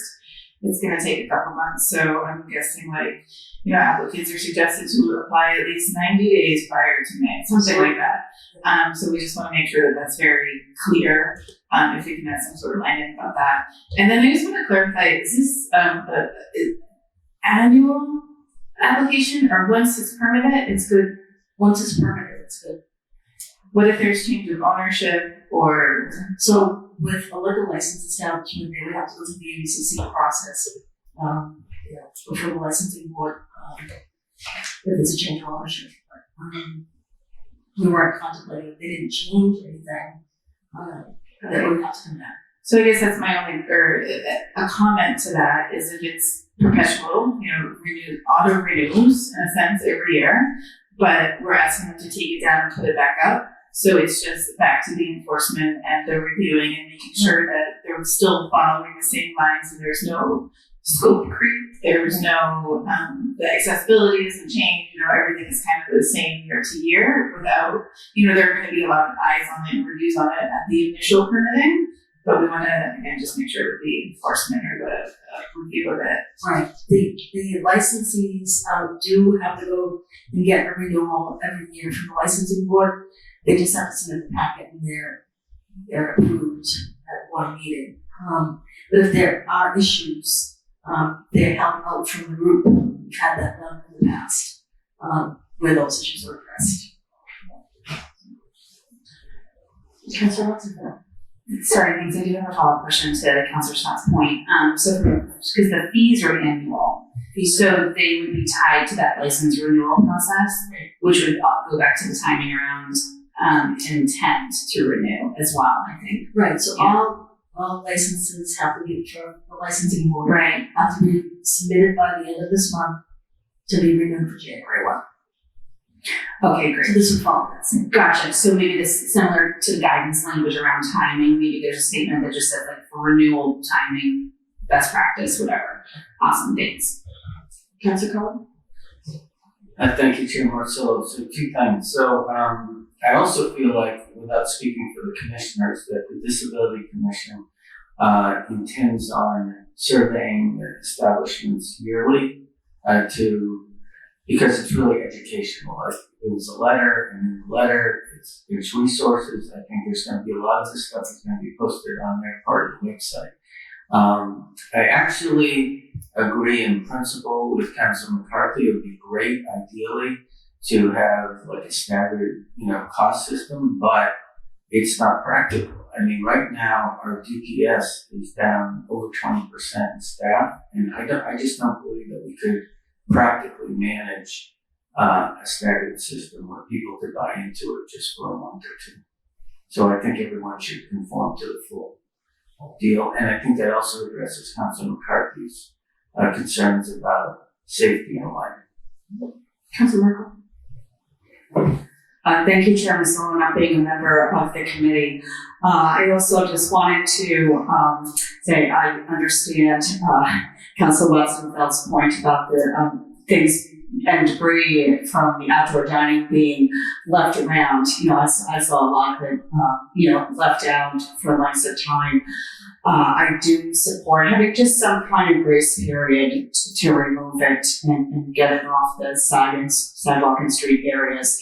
As far as trying to coordinate doing that with the city, I don't think that's practical, that they would try to wait and remove their stuff because the city has to do something. As you said, that the city's very busy, and I think that would be really hard on a restaurant to say, well, the city's coming in 2 weeks, so we're doing that now, actually, with the key spots. So the ones on Derby, Beverly, for example, Ray and Jordan was in touch with them, with Holly Wolf. With some of those areas where the lighting is important, they're just doing that as a matter of course now. Okay. Thank you. Okay, so that is something, that is feasible to do, to remove it at the same time. Okay, great. And I also appreciate the points too, to make sure the barriers have really, reflective, and notifications on it that there was a change in the road coming up. So thank you. Councilor Murphy. Thank you, Chair. So, through you to the city solicitor. So, this year's the big year. So everyone gets in, they get their applications in, they get their design approved, they get their layout approved. Someone certifies how many square feet, they know what that bill's gonna be. So that's why we want to get this done now so they can all start applying and get in the queue, so to speak. So they all get through this year. So next year they come to the licensing board and say, we want to maintain our outdoor dining as we did last year. No changes. Great. Now, obviously, it's still going to cause a review by the building department. What fee does the building department get? What fee does the Board of Health get? Each one of those entities should, in my opinion, should have a fee associated with it because they're going to come out and do an inspection. I mean, the building department is, it's nice that the Disabilities Commission and the building department walk around as an informational thing, but when they're going out and they're going to make sure that the space is ADA compliant and to make sure that the contractor, whoever it is that reconstructed the space after last year, made sure that the lips lined up and there is no drop. So, I mean, there should be some sort of fee associated with the process. That's just my opinion. So we didn't break out the fee, because it's going to go into the general fund. We didn't, break it out per department. The Board of Health does get their annual fees, for the renewal of their health permits for all the restaurants. And the building department only gets their fees from the building permits. But we didn't build in a fee for the building department specifically. I mean, what other departments are under the policy? Let's go back to that page. So the licensing board gets an annual fee for the license, depending on whether it's common vic or what type of alcohol they serve, whether it's marijuana or alcohol. The Board of Health gets their annual fee for their health permits. Buildings not get an annual fee that I'm aware of. I guess who puts to that? I mean, obviously they're going for a building permit. The permit has a fee based on X amount per $1,000. Right. So whatever the value is, I mean, obviously that's hard to determine because some people are putting on picnic tables and some people are putting on cafe tables with umbrellas. Mm-hmm. So I mean, but Vula and her department is going at some point going to have to go out and do an inspection, and with that comes a cost. So is that cost rolled into the fee, or is it on top of it? Is it like the fee that on top of this? If it's one space or whatever, it's $1,000 plus a couple $100 for if you have 3 or 4 Jersey barriers. Is there also a fee for? I mean, the licensing board's getting their fee on there. What they're getting, the Board of Health is going to have to come and inspect. So they already do. Which they come and inspect the main premises, but does that inspection include the auxiliary? So I'm just throwing it out there because the building department and the Board of Health are going to have to put eyes and sign off on this on a yearly basis. Is that those fees, that structure incorporated in the base fee, or is it on top of it? That's one of my questions. That's something I need to talk to the building about the time, talk to the mayor about it. But we did not include an extra fee there. Can I just add on to that? Does the building department go out and do regular inspections of restaurant space anyway? So yes, every year they're required to do it every year. And they include the fire department. So I've been 2 different places where Lula and the fire marshal were doing their regular inspection. And during one of them, the job was on Canal Street, Lula actually told the owner that their outdoor space, which is not part of this policy because it's enclosed, didn't have an accessible gate. So I really feel like that's part of like their ongoing. So you guys are gonna talk and figure out whether that's. Right. Yeah, I can talk to Google about what inspections they already get paid for extended. Alright. Anything else on that section? Alright. Where are we? We'll get a spreadsheet on the, how the fee came up with all 50. or- Yes. Time restriction. I thought you were saying. Time restrictions? Yeah. Did we? No. Okay, alright. No, we were just mentioning season. Okay. Alright, part 8, outdoor dining time restrictions. Outdoor dining areas will be allowed to operate during the business's approved business hours unless otherwise directed by the licensing board. B, the city council or licensing board may limit late night hours for those businesses not able to keep sound levels within a reasonable limit. Everybody good? Okay. Part 9, entertainment. Live entertainment, piped-in music, or television is not permitted in the outdoor dining area unless approved by the city's licensing board. Part 10, design requirements. A, outdoor dining areas in the public way that are not set up on the sidewalk or on the sidewalk in combination with seating and parking spaces must be curbside that are set up. Did I say not? Okay, sorry. That are set up on the sidewalk or on the sidewalk in combination with seating and parking spaces must be curbside and access to utilities, utility access points, catch basins, and manholes must be maintained throughout the seating area. In the parking lane, the gutter must be free of debris.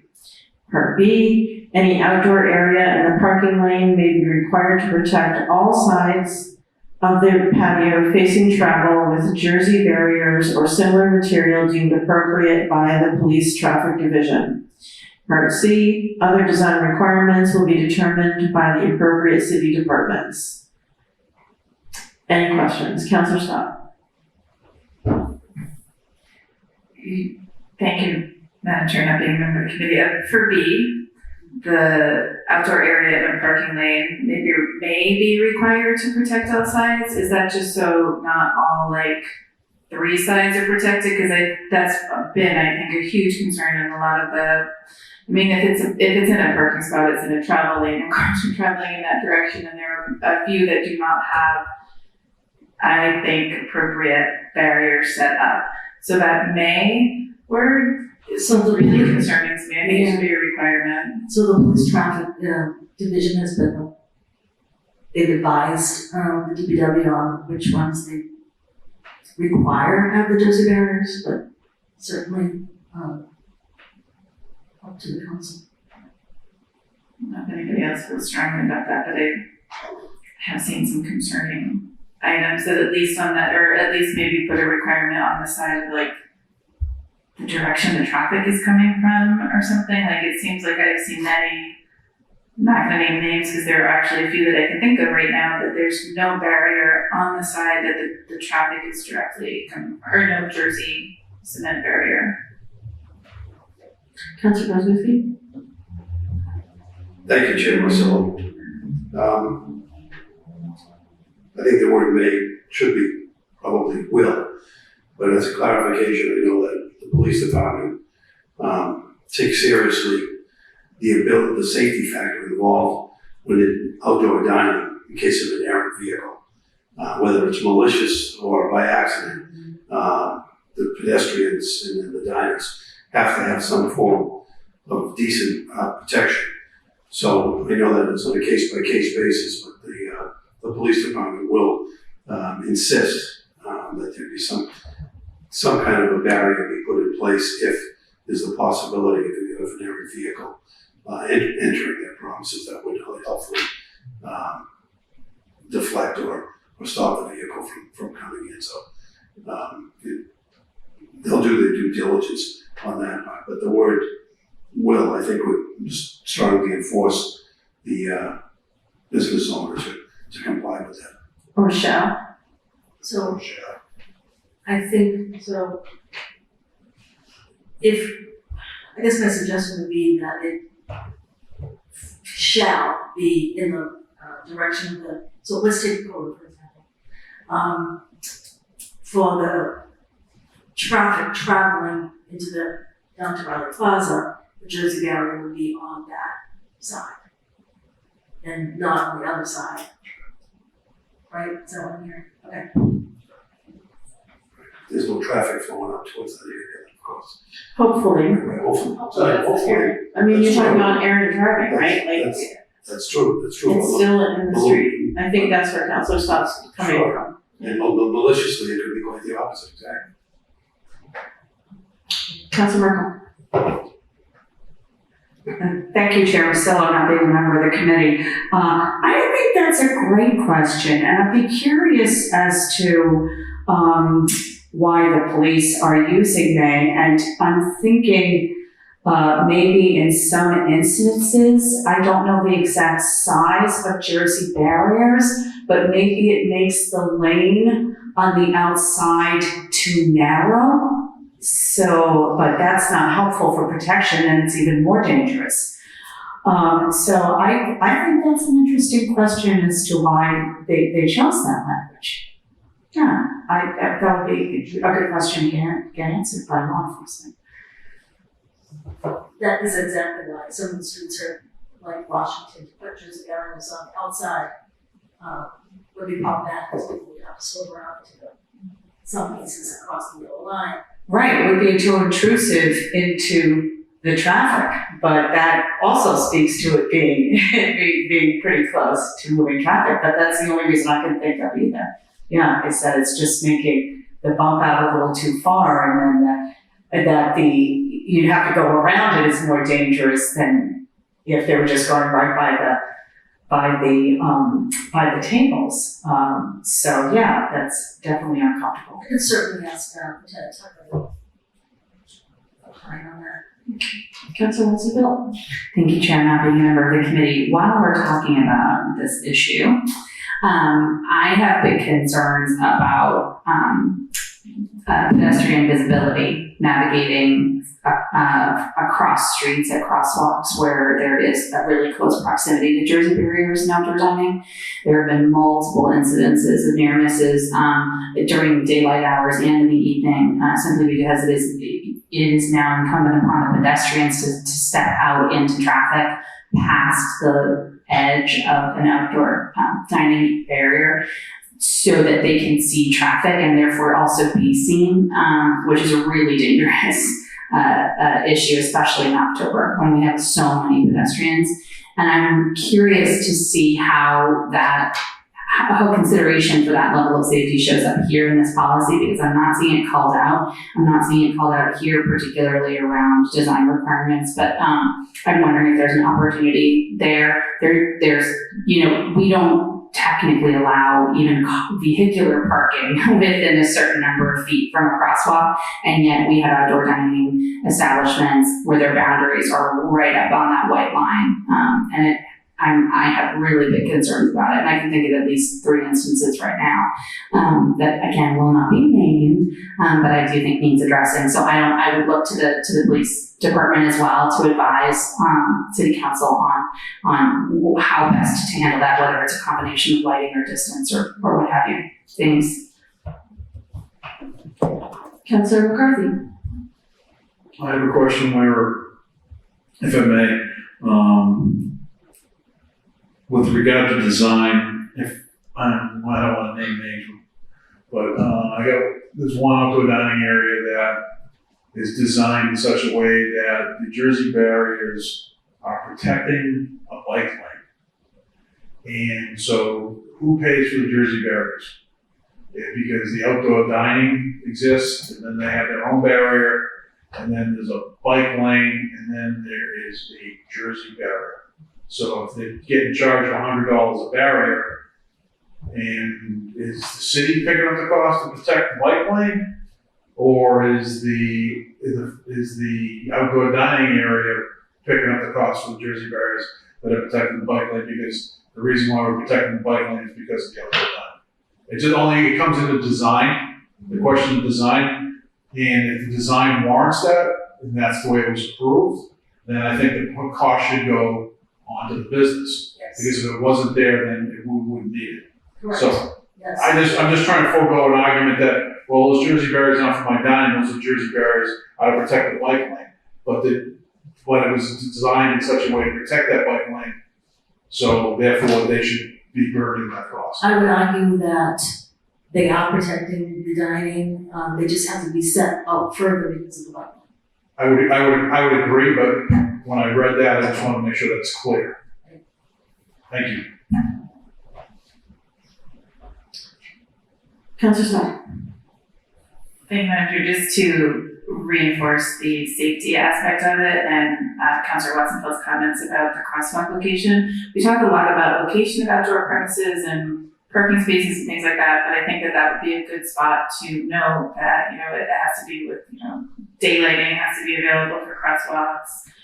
You can't be taking up space that's not a parking space or not a travel lane. We already have rules about intersections and crosswalks when it comes to cars and daylighting and visibility, and I think we should make sure that this follows those to a degree. And the location section doesn't really have any of that right now, and it probably would be. I don't necessarily think it's design; it's pure location.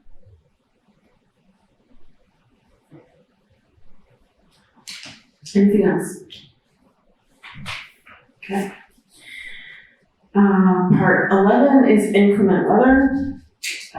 Licensees should exercise sound judgment in suspending outdoor dining during bad weather such as high winds, thunderstorms, or snow. Licensees shall secure and anchor all equipment or bring it inside the restaurant during inclement weather, and in the event of a snow emergency, ensure the boundaries of the outdoor dining area are visible to snow plows. Pretty straightforward. Okay. Part 12, removal of area. If an approved licensee removes their outdoor dining area prior to the end date of the program, the licensee shall notify the city's licensing board. Unused outdoor dining areas may be deemed abandoned, and restaurants must remove them. The city may remove abandoned property after providing sufficient notice. Questions? Councilor Cohen. Thank you, Chair Marcillo. This is great, but it doesn't have any specificity to it. So, for example, I think there should be notice to the city if they are going to remove their stuff early, 10 days, whatever. Because otherwise they just do it, and then, to Councilor McCarthy's point, then we have hazards, whatever. So I don't know if we could add in, that early removal the city must be notified 10 days, or whatever you think is appropriate. Mm-hmm. And is the objective to make sure that the barriers are also removed? So the whole area is cleaned up? Okay. Does that make sense then, 10 day? Okay.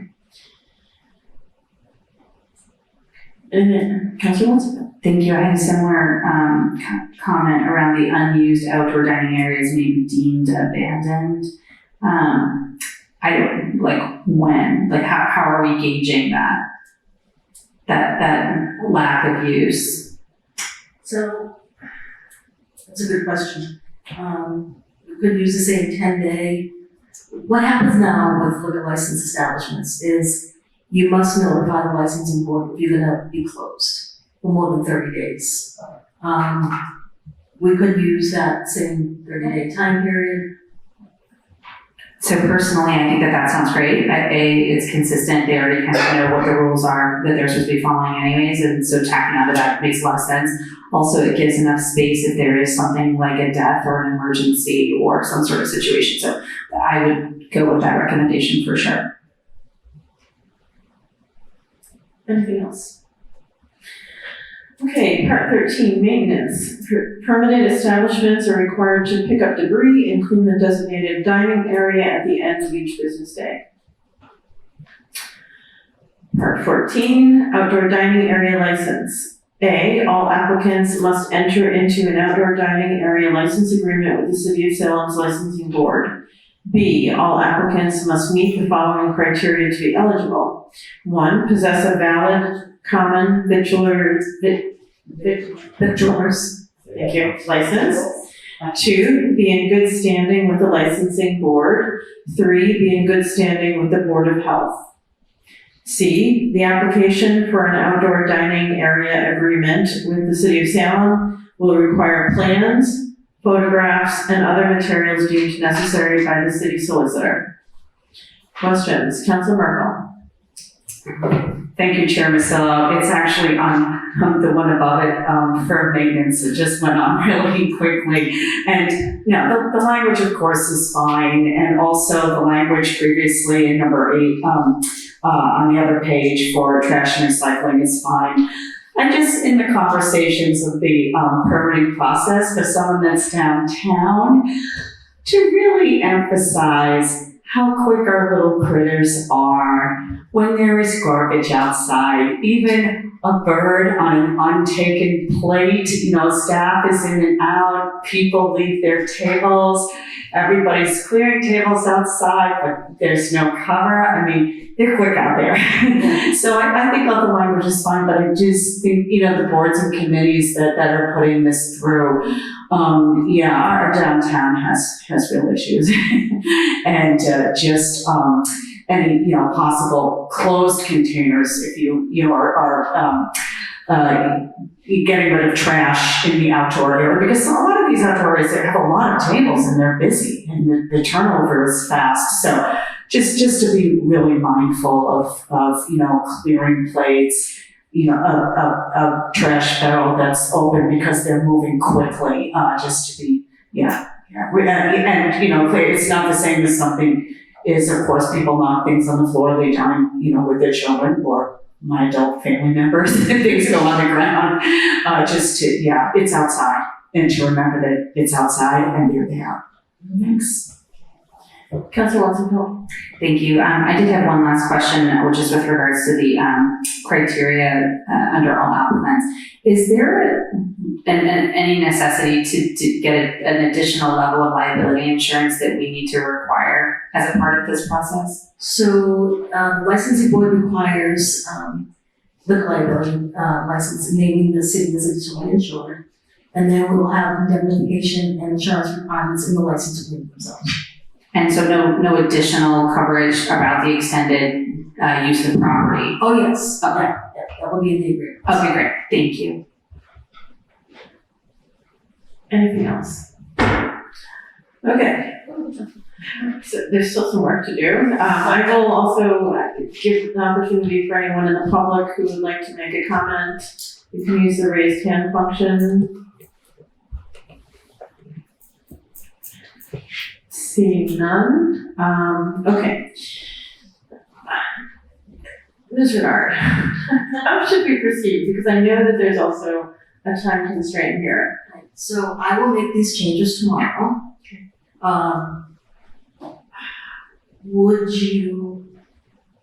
Would love to see first passage of the ordinance because we need 2 meetings, right? So this policy can take a little time between now and second passage. So I can make these changes tomorrow. Certainly then we can schedule another meeting next week to go over it again and hopefully get that finalized and ready to be approved before second passage. Okay, so we'll proceed with the ordinance itself, do the first passage.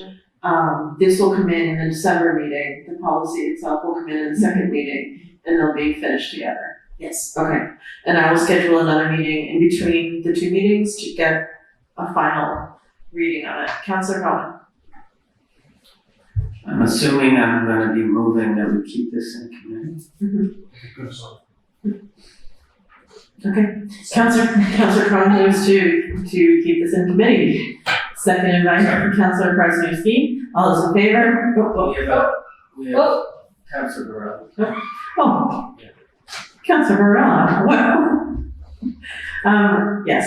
Sorry. So the motion was made by Councilor Cohen, seconded by Councilor Krasnowski. Since Councilor Varela is with us, we'll do a roll call vote. Councilor Cohen. Yes. Councilor Krasnowski? Yes. Councilor Varela? Where'd you go? Yes. There you go. And myself is a yes, so the motion carries 4-0. I move for the adjournment. And Council President moves for adjournment. All those in favor? We are adjourned. Cheers.